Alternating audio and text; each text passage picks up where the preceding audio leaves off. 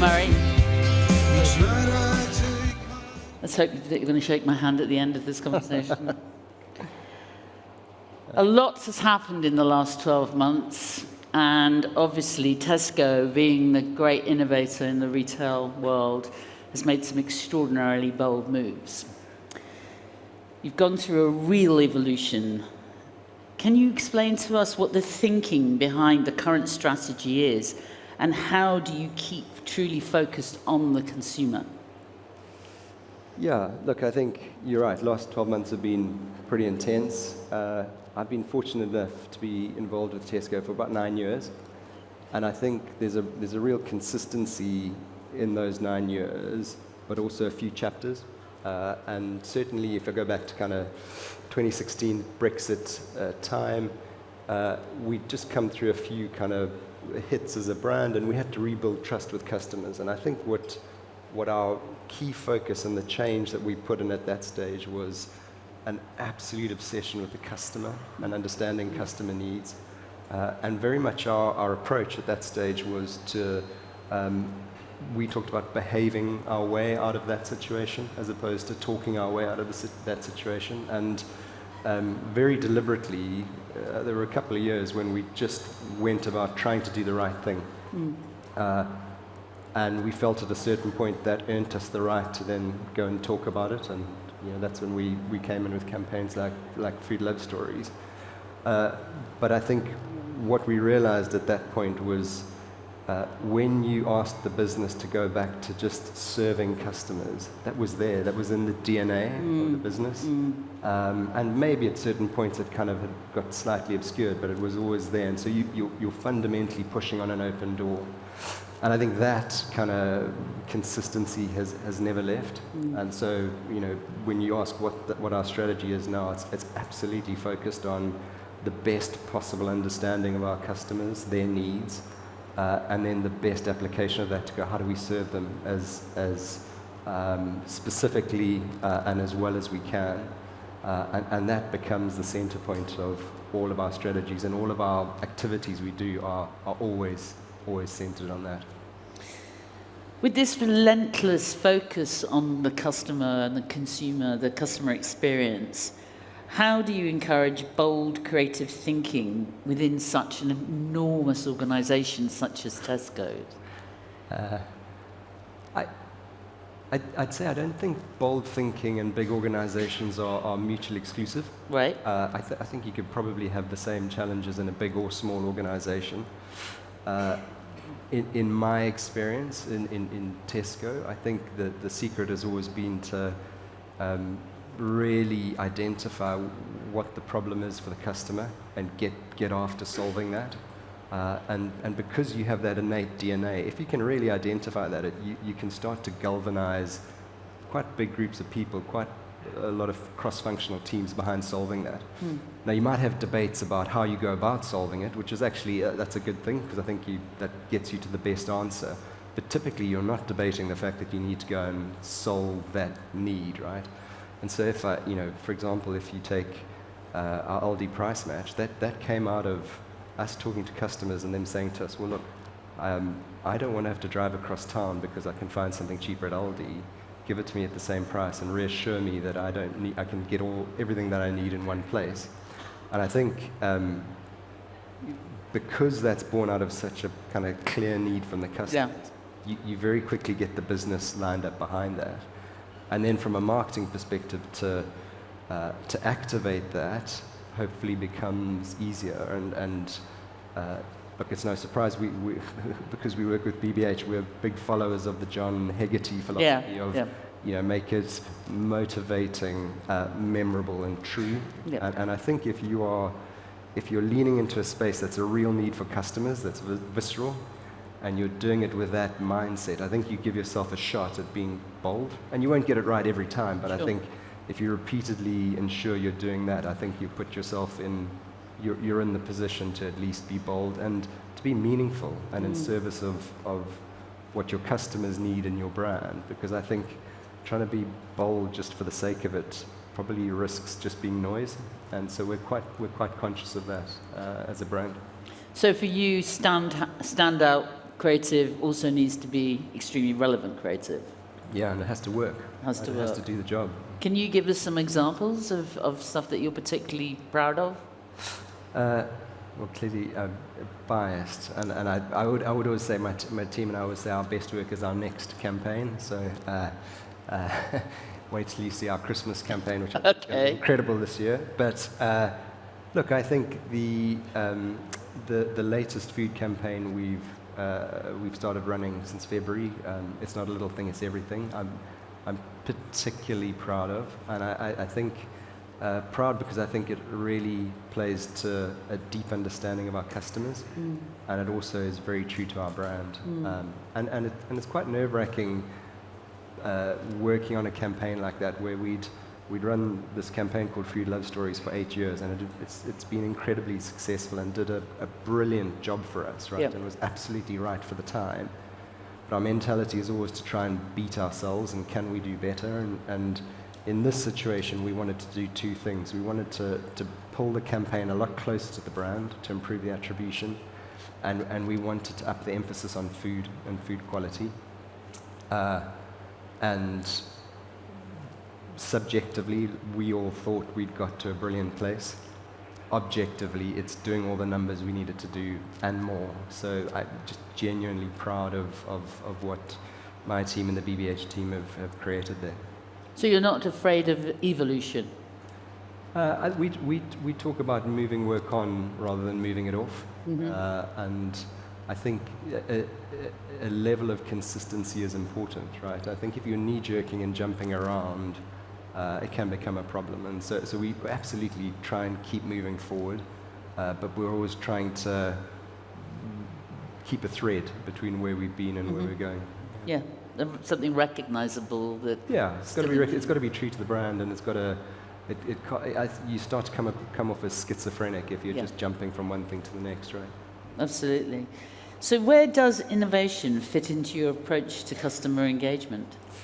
Are there ways you're testing or do things differently right now that you can share with us?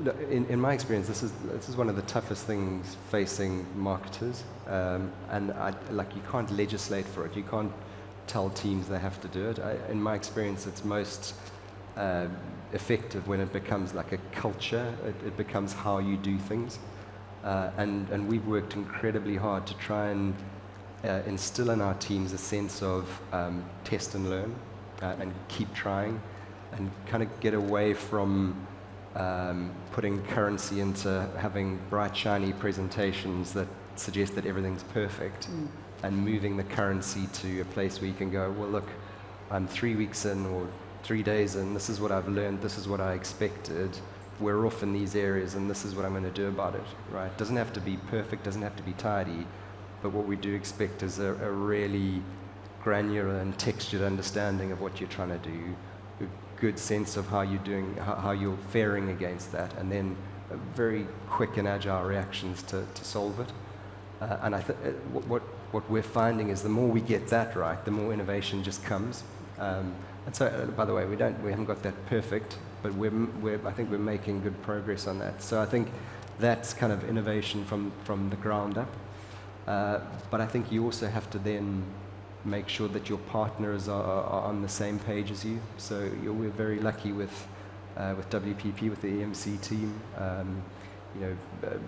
Nat Cummins and Richard Kirk, who we brought in to run the account, that's just how they operate every day. And so I think they've brought that culture in from a media perspective. We've built that culture on the client side, and I think that's giving us a bit of fuel to get that going, and that's generating the innovation, as opposed to saying, well, you have to innovate.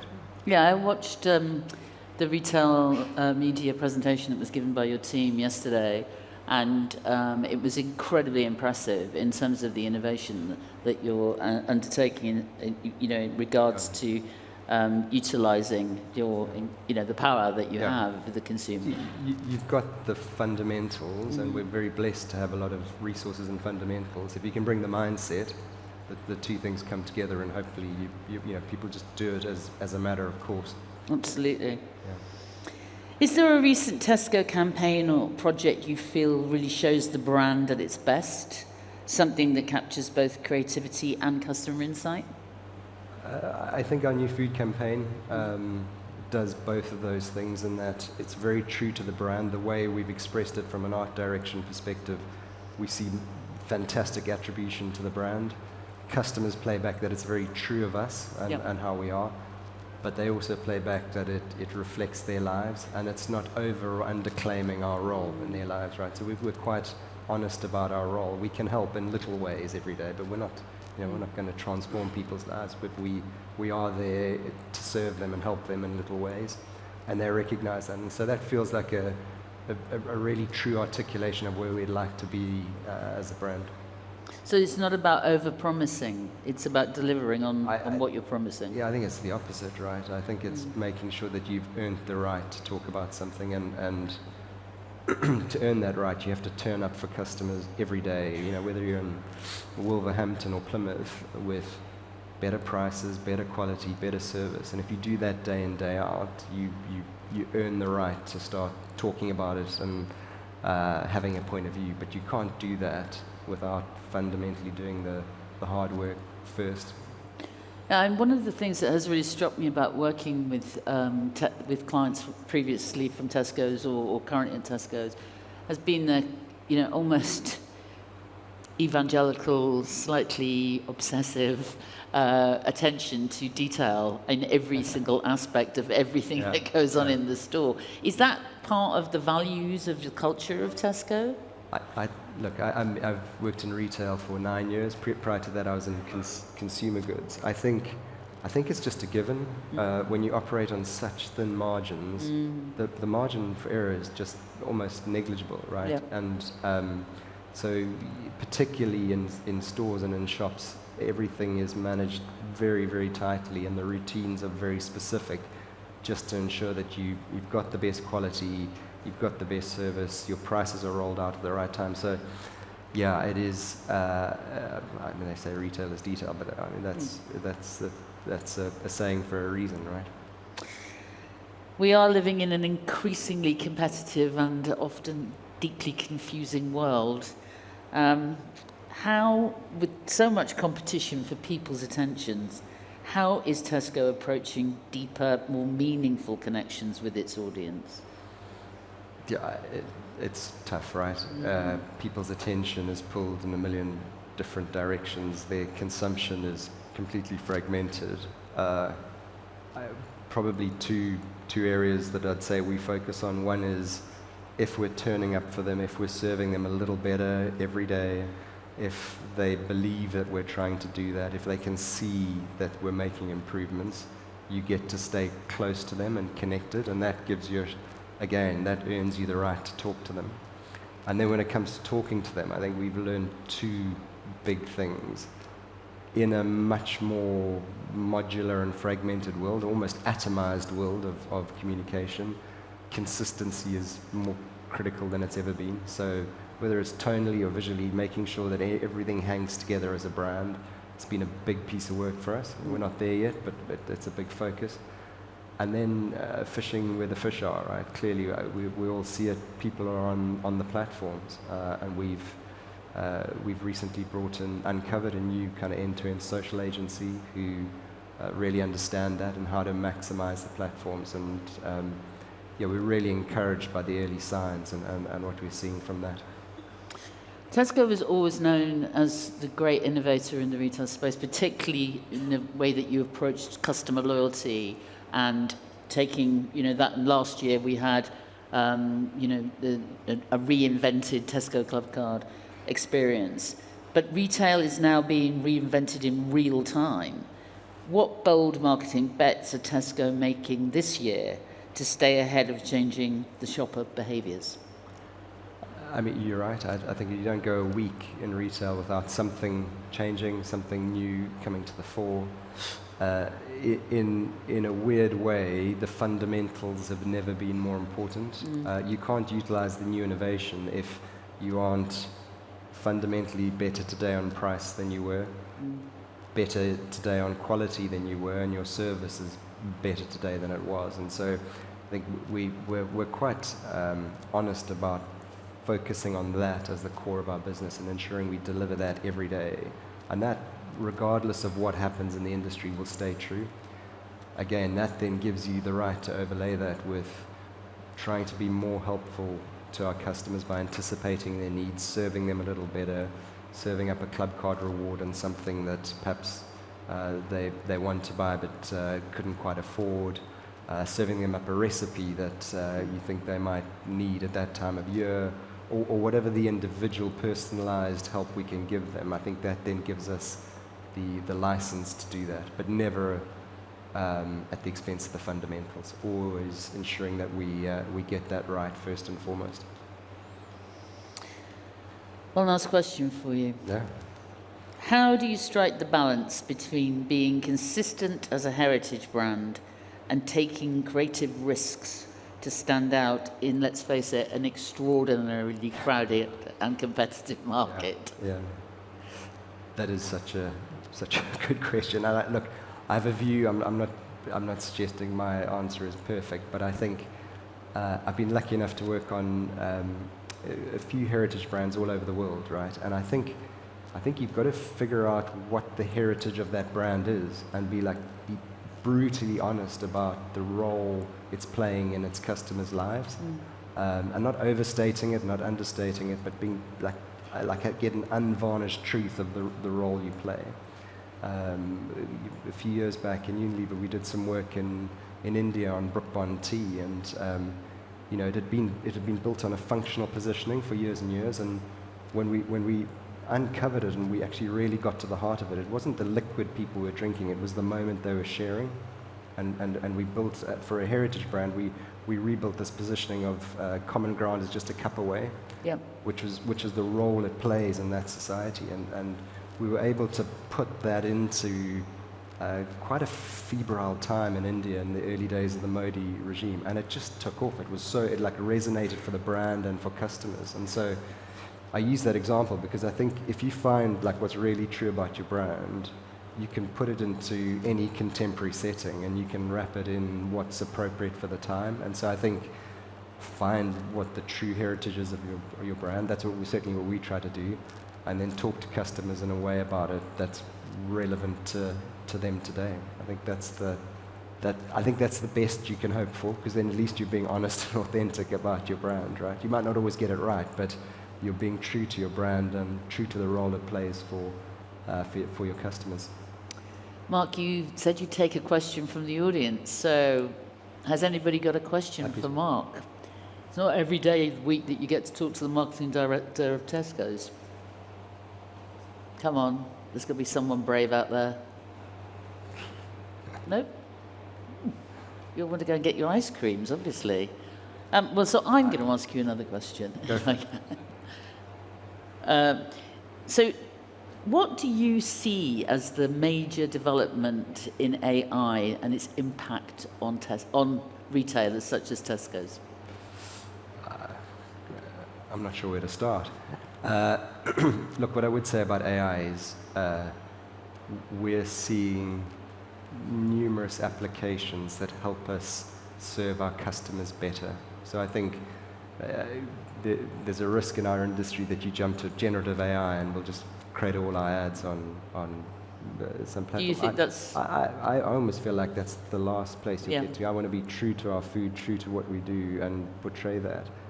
But if I go all the way back from that, whether it's finding the right audience, whether it's optimizing our sales flow, whether it's optimizing our shift patterns, our distribution network, I think it just can make us hugely, significantly more efficient, so it can free up money, time, and colleague resources that we can focus on serving customers. So I think there's a plethora of applications.